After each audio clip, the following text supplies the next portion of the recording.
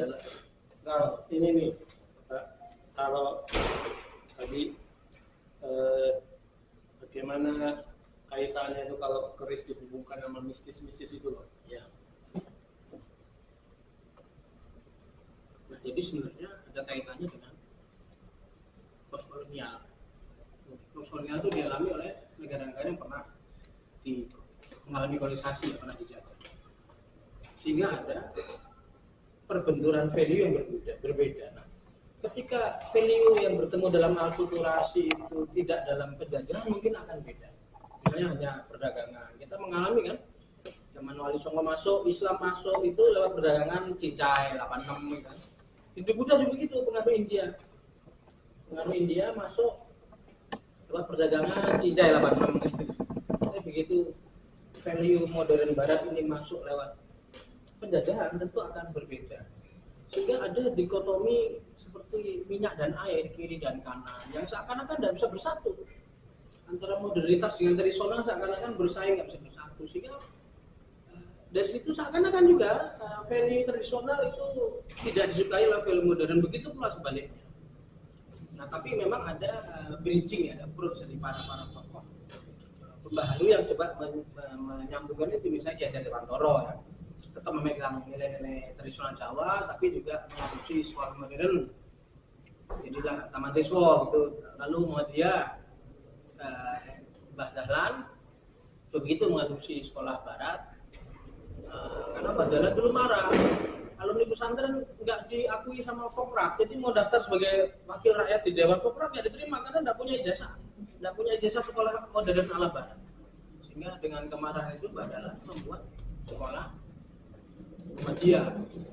Nah, dengan sekolah Muhammadiyah lulusan yang mengadopsi kurikulum Barat, tanda kutip sistem akademia Barat ya, sudah dari Plato itu, tidak ada alasan untuk ditolak masuk Koprat lulusannya. Nah, disitulah ada banyak tokoh yang menyembatani itu. Seperti juga Sultan Habib IX yang dalam Habib IX itu juga mengaku saya bersekolah di Belanda, tapi saya tetap seorang Jawa misalnya. Tapi dibandingkan tokoh-tokoh yang berjuang itu, tetap PR antara value tradisional dan value Barat itu tidak mudah bergusur gitu ya. Sehingga akhirnya contohnya di perkerisan, itu contoh yang sangat mudah. Dulu orang keluar rumah harus nanti ini bisa diulang gitu ya. Ini untuk ini kita pribadi. Ya. Orang keluar pakai keris karena itu bagian dari kelengkapan busana. Bagian dari kelengkapan personal juga. Laki-laki Jawa harus ada limo itu ya. Syarat 5 itu wismo, turonggo, kukilo, surigo, wanito itu kan. Nah, surigo itu keris. Nah, begitu masuknya kolonial Barat, masih pakai kain batik jahre, masih pakai udeng, tapi pakai jas Barat. Di mana jas Barat kalau tidak membutuhkan, tidak ada tempat buat naruh keris gitu. Sehingga sudah ada akulturasi antara busana Barat dan tradisional Jawa atau tradisional daerah lainnya ya, sehingga posisi keris bahkan sebelum kita merdeka sudah tidak sesemarak value-nya ketika sebelum kolonial datang.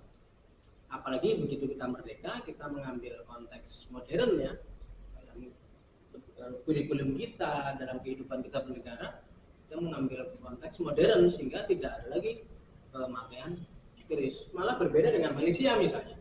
Mereka masih menggunakan baju adat Melayu, sehingga ketika rapat parlemen, DPR masih menggunakan keris. Ketika Uluk Salam masih nyebut keris di Malaysia, karena masih menggunakan baju tradisional Melayu, walaupun mengalami juga kolonial oleh Inggris. Tetap mereka keluar bawa keris hanya di waktu-waktu tertentu resmi. Gitu. Tapi sebelum Inggris datang, di Melayu, di Malaysia, di Semenanjung ya tetap sehari-hari keluar rumah bawa keris sama dengan di Jawa. Nah ini tadi kenapa value itu bisa berubah dan bisa juga terjadi difusi ya, pertemuan dengan value lain dari luar. Nah itu baik terjadi suatu hal yang adaptasinya rumit karena kolonialisasi tadi, postkolonial, atau adaptasinya bisa smooth ya, bisa lembut seperti akulturasi yang zaman Wali Songo dan zaman Hindu Buddha masuk gitu. Nah tapi berbeda ketika zaman penjajahan.